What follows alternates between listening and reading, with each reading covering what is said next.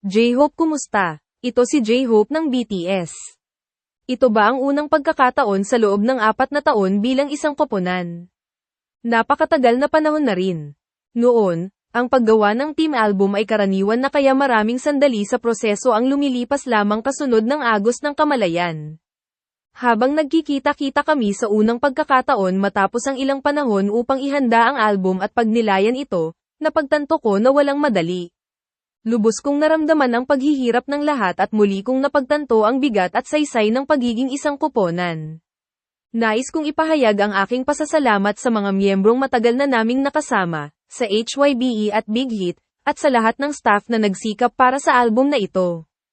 At sino nga ba sa huli ang nakikinig sa album na ito? Kayo ang mga yan, ARMY. Gaya ng dati, ikaw ang aming dahilan.